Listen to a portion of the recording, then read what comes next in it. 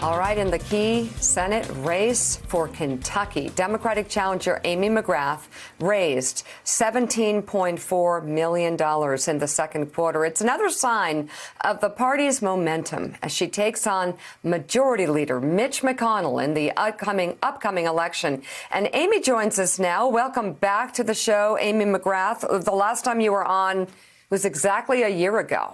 You were just rolling out your first ad.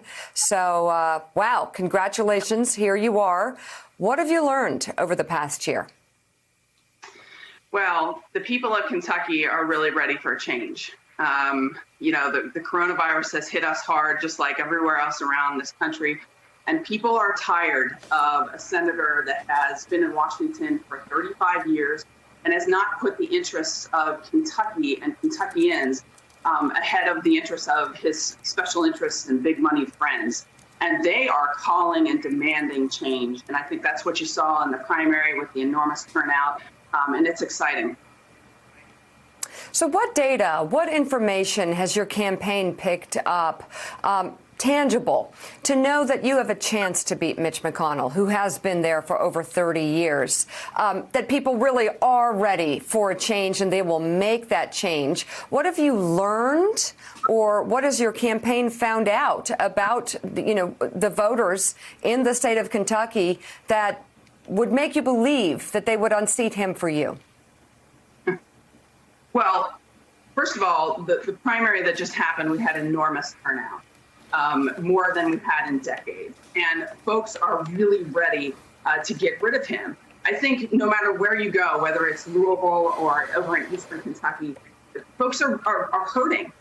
And they are tired of a man who continually prioritizes things like tax cuts for the wealthiest 1% and big corporations. And, Kentucky had a lot of problems even before the coronavirus. We had the highest cancer rates in the country, some of the highest rates of diabetes, some of the lowest wages. And now the coronavirus has really exacerbated the massive inequities that you see. And folks here are tired, and they really want somebody with common sense solutions. Somebody who's not going to go to Washington and just look at the interests of their political party and their own personal power. And I think, that's my message is, hey, let's get a leader that's going to get really put Kentucky first, and somebody that's going to do what's right for Kentucky, no matter who wears a red jersey or a blue jersey in the White House. And that's the opposite of what Mitch McConnell is all about. Amy, it's Willie Geist. Good to have you on this morning. Let's talk about schools. I know you have children. The President of the United States saying again yesterday we have to open our schools, talking about a blanket national policy.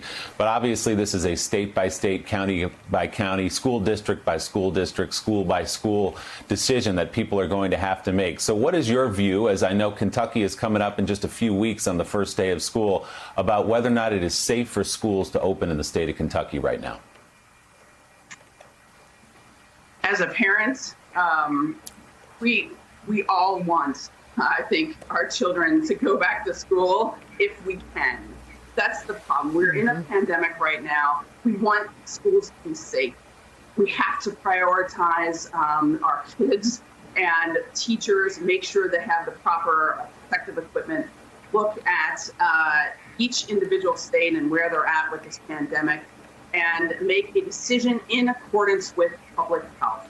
That's so important. The other thing that's important is we got to have the resources to go back to school. In the HEROES Act that was passed, that Mitch McConnell is basically sitting on, there's $1 billion for Kentucky schools that he's sitting on. He doesn't prioritize funding for state and local governments. That's our school system. That's our teachers. That is what is going to be required to go back to school safely. And he hasn't prioritized that. And it's a real problem. So we've got to tackle these things. So how has the governor, Andy Beshear, done in your state handling this COVID crisis? As you say, this is not, the school decision is not independent of the public health decision. In fact, it's contingent upon it. So where is Kentucky right now? And if you had to open schools in 2-3 weeks from now, would you open them? Well, I think Governor Beshear has been a bold leader and has done a really good job in his handling of the coronavirus and prioritizing public health over the interests of politics and the interests of the economy in terms of we all want to get the economy open, but he has done a good job of saying, hey, we got to do this right. And I think that's the same attitude that he brings to opening schools. We got to do it right. If we're going to do it, let's prioritize public health. Let's make sure that the teachers and students have the proper protective equipment to go to schools, because we all want to keep our kids safe. Mike Barnicle has the next question. Mike? Amy, what would you tell an undecided voter in Paducah, Kentucky, that the biggest single reason why Mitch McConnell had to be defeated, what would that reason be? Look around. Are things getting any better? This man has been in office for 35 years. Is your life better than it was just 6 years ago? He has got no vision for the future. We have got to have new leaders. If you look at what's happening in this country with the pandemic, 136,000 Americans have died, more have died than in all of the wars since World War II combined. If you look at our economy in shambles, this is a leader that's got to go. And a lot of people here in Kentucky believe that. It is not really a partisan thing. That's why I'm term limits. But we have to have a vision for the future that prioritizes things like healthcare. We have seen it now more than ever. I mean, we have this pandemic where you have healthcare tied to your employment, and now we have massive unemployment. People are hurting.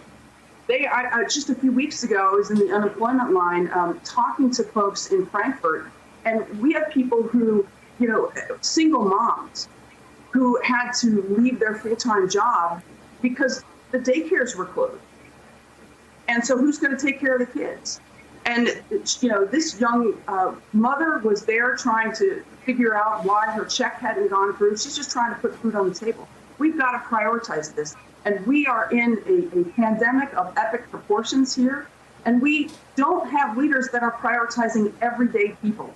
And I would tell you, we need that now more than ever. This is a national security crisis. It's an economic crisis. We got to have good, solid leaders for the future who have operated in the 21st century. Mitch McConnell has operated in Washington, D.C.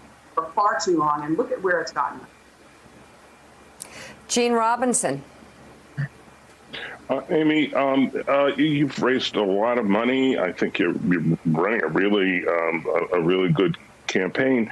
My question is what are you doing, and and your campaign and Governor Beshear, what are you all doing to make sure that on November 3rd, Kentuckians are able to vote safely, without artificial obstacles that have been created in some other places, but most importantly, that they're able to do so, and anyone who wants to vote is able to do so safely? Well, we learned a lot of lessons from the primary that just happened.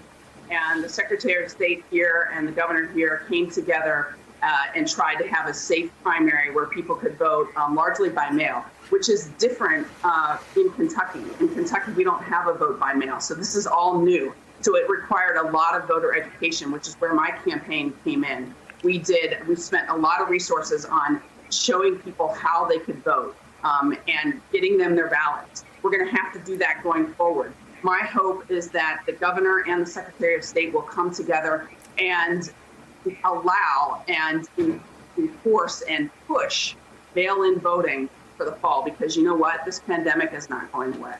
And hardly anybody who's a public health official thinks so. So we've got to make sure that people can vote, and we've got to get them their ballots, and it's got to be accessible. We had some real problems in the primary that we have to fix. So we got to do like an after-action report on that. Fix it and move forward for November so that everybody can have their voice heard. All right, Amy McGrath, thank you very much. Best of luck to you. We'll be reaching out to Mitch McConnell's office to see if he'd like to come on. Thank you. And thanks for checking out MSNBC on YouTube, and make sure you subscribe to stay up to date on the day's biggest stories. And you can click on any of the videos around us to watch more from Morning Joe and MSNBC. Thanks so much for watching.